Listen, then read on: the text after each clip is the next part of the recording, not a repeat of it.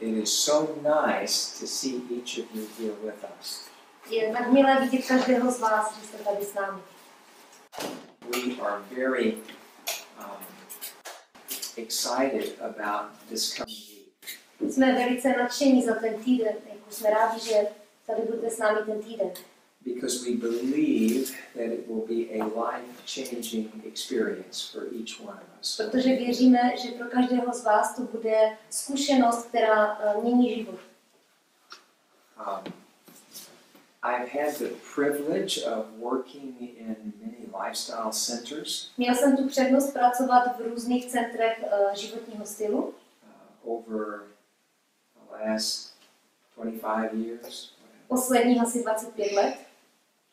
And to watch and to see the changes in people. A měl jsem možnost pozorovat a vidět změny v lidech. When they learn these lifestyle principles and begin to practice them. Když se dozvěděli o těch principech zdravého životního stylu a začali je praktikovat. And I really believe it's in God's order that these places have been established so that the sick can come and find true healing. A víte, já opravdu věřím, že to tak Pán Bůh navrhl, aby byly zakládány takové centra zdraví, kde by lidé mohli přijít a kde by mohli získat to uzdravení. And it's not a complicated plan. A ten plán není nějak komplikovaný. It's simple. Je to jednoduché. But we will look forward to sharing that with each one of you in your own individual challenges. A my se budeme těšit na to, jak se s vámi osobně budeme moci setkávat a konzultovat vaše zdravotní problémy. And then being able to work with you with these simple treatments. A pak budeme s vámi pracovat a spolupracovat v doporučení těch jednoduchých přírodních léků. Roman asked me to say a little bit about my background. Takže Roman mě poprosil, abych něco řekl o sobě. I was trained in the specialty of internal medicine. Já jsem byl vyškolen v medicíně, abych byl lékařem jako internist. Internal medicine. I spent some years in our United States Public Health Service. Já jsem několik let strávil ve službě veřejného zdraví jako lékař. I was working with our federal government, the Center for Disease Control in America. Já jsem ve Spojených státech pracoval v centru, které kontrolovalo veřejné zdraví, výzkum pro veřejné zdraví. And during those years of practice, a během těchto let praxe, it was impressed upon my mind more and more. Stále více a více působilo na moji mysl, that there is a relationship between the way people live their life and the sicknesses that they may be challenged. Že existuje určitý vztah a souvislost mezi tím, jak lidé žijou a na jaké nemoci onemocní, jaké mají zdravotní problémy. Now I didn't always believe that. Já jsem tomu vždy tak nevěřil. In school I really didn't learn much about that. Víte, ve škole jsem se moc o tomto neučil. And I thought that if you got sick, a já jsem si myslel, že když onemocníte, you were just an unlucky person. Tak máte prostě jenom smůlu. But through the years, the Lord has taught me a little different. Ale během let Pán Bůh mě to naučil trochu jinak. We had a guest here this last session. Minulý týden jsme tady měli a young man, very likable young man. Byl to takový milý mladý muž. And the first night I can remember what he told us. A já si pamatuju, co nám řekl první večer. That he went to his doctor and he wanted to know about health. Že šel za svým lékařem a chtěl něco vědět o zdraví. And how to live healthfully and these kinds of things. A ptal se ho, jak může žít zdravěji. And his doctor said, "Oh, there's no relationship at all." A doktor mu řekl, ale to s tím vůbec nesouvisí, vůbec se o to nezajímejte. And as I was listening to him, a když jsem ho tak poslouchal, I was thinking, that's true, that some of us, we don't really either understand or appreciate how important it is that we learn these principles of life and health. A tak jsem si říkal, že někteří z nás opravdu skutečně si třeba neuvědomují nebo neví, jak spolu právě souvisí ty principy životního stylu a i té nemoci, jak je to spojené. A nevíme o tom. So we are very privileged, all of us, to be here together. Takže my máme tu přednost, že tady všichni společně můžeme být. And I'm very thankful. I've been working now for this past week with this staff here at this health center. A já jsem velice vděčný. Tento minulý týden jsem spolupracoval s týmem tady v tom centru. Organizačním týmem. And I have been very impressed. A udělalo to na mě dobrý dojem. These individuals, these men and women, care about people. Ti lidé, muži a ženy se starají o lidi. And you'll find that out. You'll see that. A to uvidíte, zjistíte to. They love to minister. Oni rádi slouží. To you. Vám. And they're interested that you get the best. A starají se, aby vám bylo nejlépe, abyste dostali to nejlepší. And that's very important. A to je velmi důležité. I think in the healing process, já si myslím, že v tom procesu uzdravování, that we need to know and feel that there are people that care about us. Že potřebujeme vědět a cítit, že jsou tady lidé, kteří se o nás zajímají, kteří se o nás starají. And I'm very privileged to be able to be here and to work with this staff. A já jsem jsem vděčný za to a beru to jako přednost, že tady můžu být a spolupracovat s tím týmem. So like Roman said, we're not perfect. A jak už Roman řekl, nejsme dokonalí.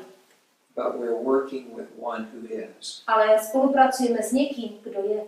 And I refer to him as the great physician. A já o něm mluvím jako o velkém lékaři. Who loves us and who is interested in our being in health. Který nás miluje a který se zajímá o to, abychom opravdu byli zdraví, abychom byli zdraví. In the time that we're spending together, takže ten čas, který tady společně strávíme, we're going to be trying to understand the physiology of this body. Budeme se snažit porozumět fyziologii našeho těla. In other words, the laws, the natural laws that affect this natural body. Jinými slovy, přírodní zákony, které působí na naše tělo. We're not here by accident. Víte, nejsme tady výsledkem náhody. Nejsme tady náhodou. There is a masterful design about these bodies. A to tělo bylo mistrně vytvořeno. And in medical school, I spent years studying how this body is put together and functions. A když jsem studoval na medicíně, tak jsem tam strávil roky, abych studoval a dozvídal se o tom, jak vlastně to tělo funguje, jak je stvořeno. And so if we're sick, I think it's very helpful. Please come. Takže pokud jsme nemocní, tak to je velice it's helpful when we are sick. When we're sick, it's helpful for us to, as best we can, understand why things may have gone wrong. Víte, když onemocníme, tak je pro nás užitečné, když se snažíme dozvědět, co se stalo, nebo co vedlo k tomu, že jsme onemocnili. In other words, to try to understand the causal factors that have maybe led us down a certain pathway. Jinými slovy, abychom zjistili, co je tou příčinou, co se stalo, že nás to zavedlo tímto směrem. Because if we don't know the cause of disease, protože pokud neznáme příčinu nemoci, it's very difficult to find the right solution. Tak je pak těžké najít to správné řešení. So although the methodology may be simple, tak i když metodologie tom léčení může být jednoduchá, it has to be applied in a rational way. Musí to být doporučeno nebo aplikováno moudrým způsobem. And it is tailored to your particular problem. A aby to pasovalo na ten váš jednotlivý problém. So, the lectures are, we hope, will help you understand these different diseases. A tak doufáme, že ty přednášky vám pomůžou porozumět těm konkrétním jednotlivým nemocem. And then to understand the rationale behind the treatments that are given, what they're doing in this body. A abyste pak také porozuměli těm způsobům léčby, co vlastně působí a jaký mají vliv na tělo, na tu nemoc. And then to see the results A pak můžete vidět výsledky of the application of these simple things při tom aplikování jednoduchých věcí, when they are blessed by God. když jsou Bohem požehnané. I was telling this other group that had just left today A říkal jsem té předchozí skupině, která dnes odjela, of the experience through the years of seeing people come to lifestyle centers. o zkušenosti, když jsem během let mohl pozorovat lidi, kteří přicházeli do našeho centra zdraví And then to watch them leave. a pak je pozorovat později. And that has been one of the greatest blessings of my life. A to je jedno z největších požehnání v mém životě. Change. Změnění. Getting better. Zlepšil se jim zdravotní stav. Having a hope Měli naději, that they didn't have before. kterou neměli předtím. And I think, to me, that's the greatest blessing that we could ask for. Víte, pro mě je to největší požehnání, o které můžeme prosit. Is that to understand that disease is not incurable. Víte, to je to, že můžeme věřit, že nemoc není, že je léčitelná, můžeme ji vyléčit, nebo může být vyléčena. You know, so often we hear this, well, you've got this problem and there's nothing really we can do. Víte, často slyšíme, no máte tady ten problém a nemůžeme s tím nic dělat. But I don't believe that. Ale já tomu nevěřím. I've been working in this ministry for many years. Já pracuji tady v této službě po mnoho let. And I've seen, I've observed the blessing that comes when people learn these principles and just start to practice them. A já jsem mohl pozorovat a vidět právě, když lidé se dozvěděli o těch principech zdraví a začali je aplikovat, že opravdu zažili to požehnání a to uzdravení. So, having said that, I am looking forward to spending the week with you. A tak já se moc těším na to, jak s vámi strávím tento týden.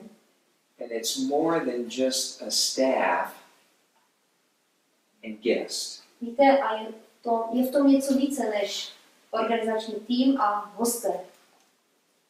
It becomes a family Oni se stanou rodinou, that care about one another kteří jeden od druhého pečují and that want to help each other. a navzájem si pomáhají. And that's what is really a very important part of this whole session of lifestyle. A to je velice důležitou součástí toho týdenního pobytu. So relax, Tak tedy odpočívejte, don't be anxious, nebuďte nervózní, vystresovaní. enjoy the beautiful scenery of this countryside. Radujte se z těch krásných pohledů tady v toho okolí na venkově. And letting people serve you. A dovolte, jak vám jde sloužit. That's what we would like to do. A to je to, co bychom rádi udělali. So, Takže that we will look forward to a good night of rest teď se budeme těšit na dobrý and then odpočinek v noci beginning tomorrow. a začínáme zítra. Thank you. Děkuji. God bless. Děkuji.